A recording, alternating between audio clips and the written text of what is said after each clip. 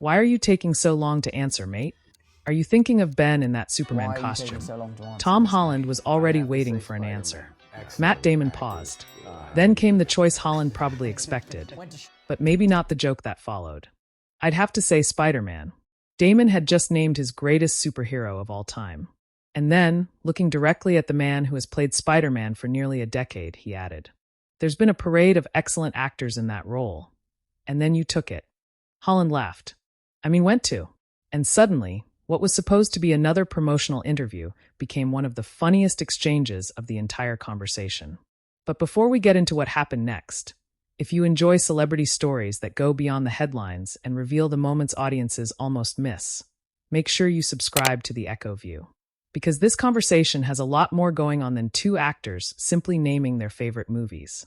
The exchange happened during Complex's GOAT Talk in July 2026, while Matt Damon and Tom Holland were promoting Christopher Nolan's The Odyssey.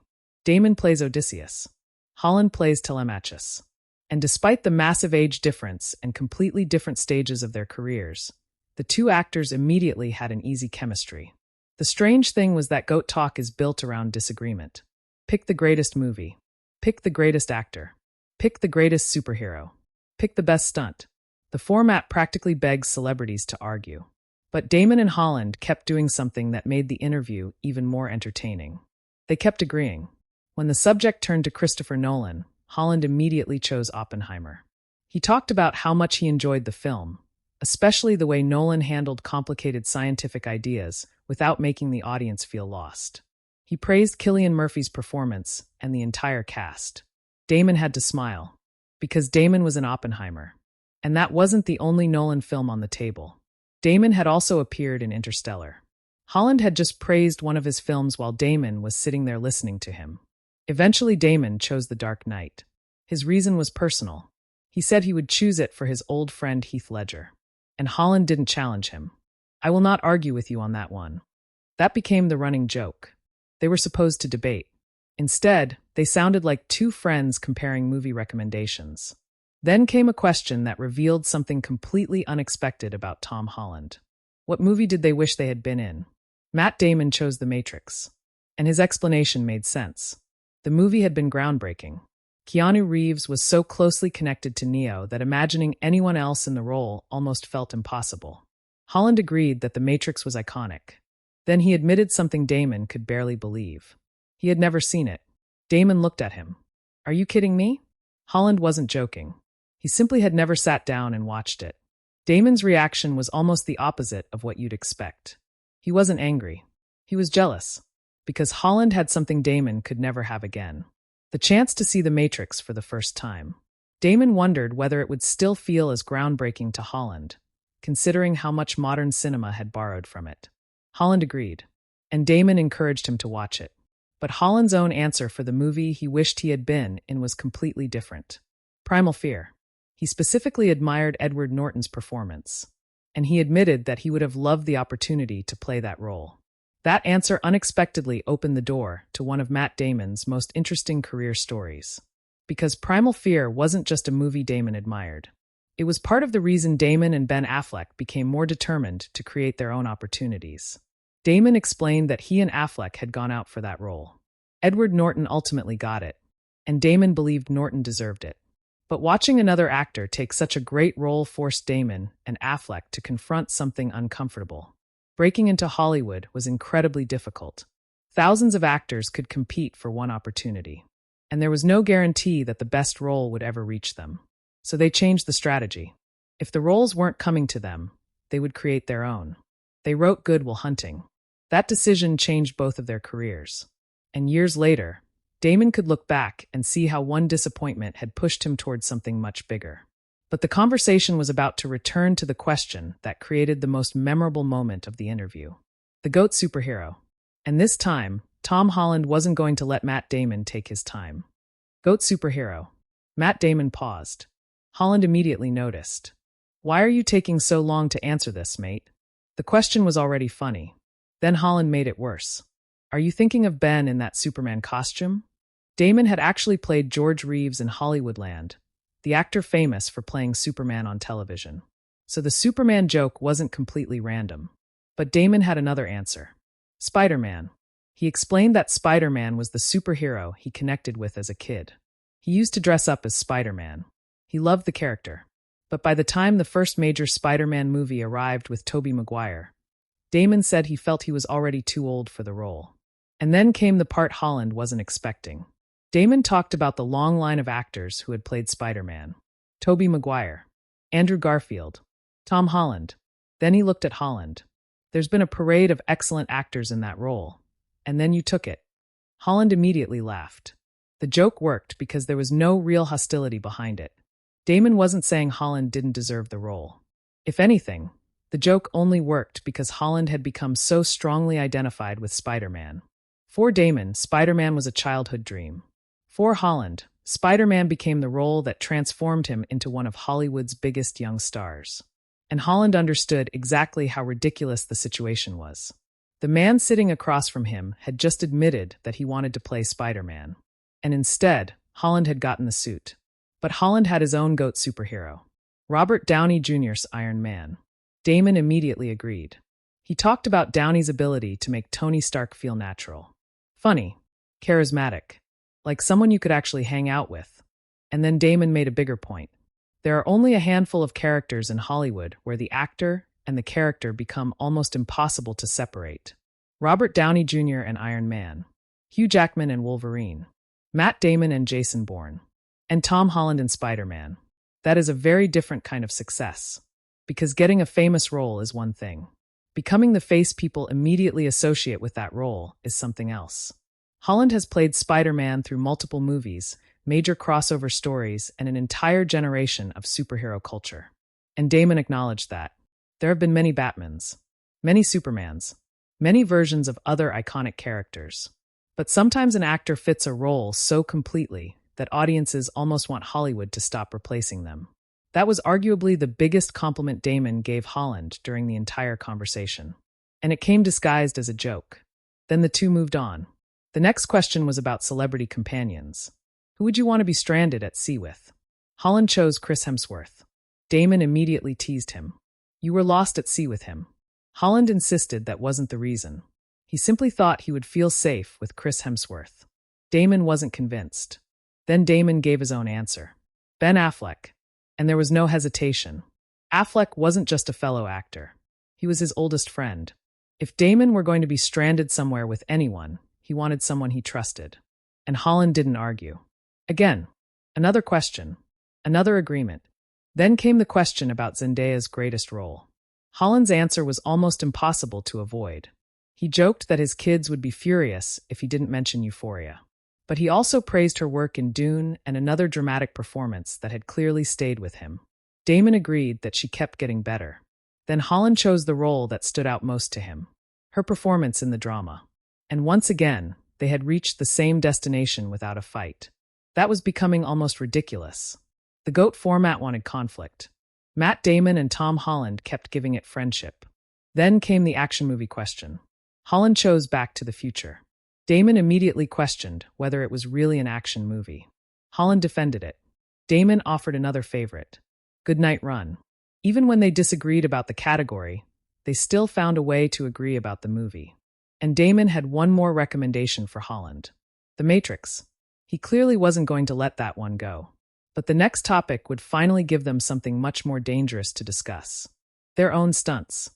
Matt Damon remembered one of his favorite stunts from the Bourne Supremacy. A night shoot in Berlin.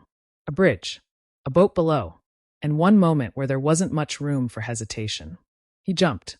The stunt involved a harness, a crew he trusted, and a very simple instruction. Grab the rail. Then send it. Damon described the feeling afterward. There is something uniquely satisfying about completing a dangerous stunt and realizing you don't have to do it again. You landed it. You survived it. The cameras got it. And you're done. Holland understood exactly what he meant. Then Holland revealed his own favorite stunt. And it was something he had actually been advised not to do. It was known as a dead man. The sequence involved Holland wearing a full harness and being attached to a fixed point. He was supposed to run away from that point. Then, when the line became tight, the harness would violently pull him backward. The stunt was supposed to create the appearance of an impact. But Holland wanted the movement to look real. He wanted that sudden snapback. So he actually did it. There was just one problem. The cameraman missed it. The stunt happened so quickly that the shot wasn't captured properly. And Holland admitted that he hadn't expected it to hurt as much as it did. The impact winded him. But strangely, he still loved the experience. Damon understood. He had spoken to stunt performers who had done similar work, including his longtime stuntman Gago. Damon recalled hearing about the same type of stunt being performed during Troy. And the message was simple. This was not easy work. For audiences, action scenes can last seconds. For stunt performers, those seconds can involve weeks of preparation and a single moment where everything has to go right. Then the conversation returned to acting. Damon was asked to name the GOAT actor. Holland guessed Al Pacino. Damon had another name, Marlon Brando. And this time, Damon wasn't joking. He explained that Pacino was Pacino. De Niro was De Niro. But Brando helped create the path for that generation of extraordinary performers. Damon mentioned actors like Robert De Niro, Gene Hackman, and Meryl Streep. The point was simple. Brando changed what movie acting could feel like. Damon encouraged Holland to go back and watch some of Brando's work. Holland admitted, somewhat embarrassed, that he hadn't seen enough of it. Just like The Matrix. Another piece of movie history Holland still had to discover. Then the conversation moved into something much more personal. Relationship advice. Damon immediately became careful. He said every relationship is different. You don't want to act like you're handing down wisdom from above. You don't want to sound like you know everything. But he remembered advice from a friend. Under-promise, over-deliver. Holland liked that. Then Damon shared another piece of advice that had stayed with him. A friend once told him, "I'd rather be happy than right." Holland immediately understood. Winning an argument doesn't always feel like winning. Sometimes you're right, and you're still miserable. Holland's own advice was simpler. Communicate. He said communication is the key. If you can communicate, you can get through almost anything. Damon agreed. Because problems don't necessarily disappear when people talk. But communication can determine how quickly people repair the damage. Then Holland brought up another lesson. You can't always control how things happen, but you can control how you feel about what happens. Damon recognized the idea immediately. An old Stoic principle. And for a moment, the celebrity interview became something much more human. Two actors who spend their careers performing fictional characters were talking about real life. How to handle disappointment. How to repair relationships. How to avoid letting one argument become bigger than the relationship itself. But then the mood changed again. The next question wasn't about their favorite movie. It wasn't about superheroes. It wasn't even about acting. It was about power. If you were king, what rule would you make? And their answers couldn't have been more different. Tom Holland's answer was simple. He would make people practice kindness. Damon liked it. Then Damon gave his own answer. 3-day weekends. For the rest of time. Holland loved that idea. And once again, they had somehow avoided another argument. But the conversation wasn't finished. The next question asked for the worst place they had ever been stranded. Holland mentioned Iceland, where they had filmed part of the Odyssey. But he quickly clarified that Iceland itself wasn't the problem. Damon had a much worse story. He had once filmed in what he described as one of the world's largest dumps in Mexico. It was for Elysium. The smell was so overwhelming that when they finished shooting, they literally had to throw away their shoes. Holland's reaction said everything. Then came the worst food debate. Holland attacked jellied eels. Damon attacked corn dogs. And somehow, the corn dog discussion became one of the funniest parts of the entire conversation. Damon couldn't understand why anyone would put a hot dog inside a fried coating and serve it on a stick. He loved hot dogs. But corn dogs? Absolutely not. Holland agreed. They even joked about seeing corn dogs on television when they were younger and wondering what people were actually eating. It was ridiculous. But that's exactly why it worked. There was no manufactured celebrity drama. No fake argument. No attempt to create a viral moment. Just two actors having a conversation and genuinely enjoying each other's company. Then came the final question. What career move did you almost make? And suddenly the tone changed. Damon talked about a decision early in his career that could have altered everything that came afterward. He explained that taking one particular movie might have prevented him from doing The Rainmaker. That matters because The Rainmaker became part of the chain of events that led to Good Will Hunting. And Good Will Hunting eventually helped open the door to Saving Private Ryan. Think about that. One career decision. One project. One role accepted or rejected. and an entirely different chain of events could have followed. Holland had a different perspective. He talked about the times when he wasn't happy at work.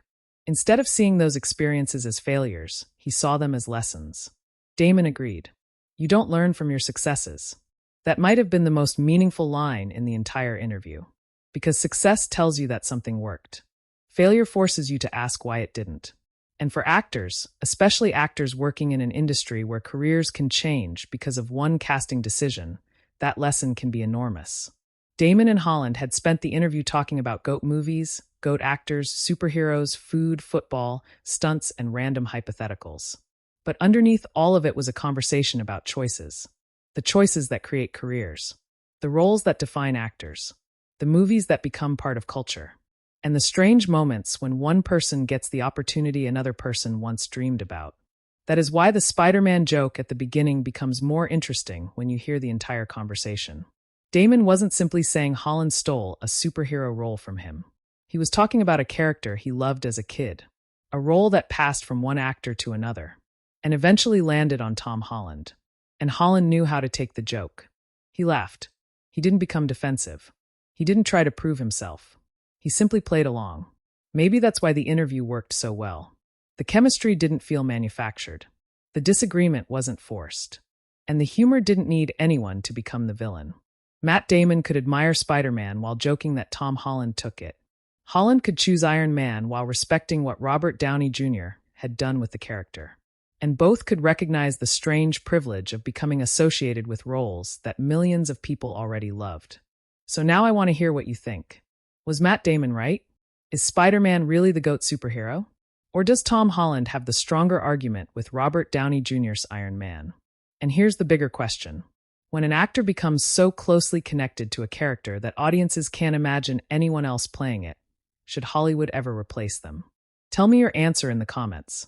And if you enjoyed this kind of deeper celebrity story, where the real story is hidden inside the conversation, subscribe to the Echo View. Because there are always moments celebrities say casually that reveal much more than they realize. And this time, one simple Spider-Man joke opened up a much bigger conversation about Hollywood, legacy, and the roles that become impossible to replace.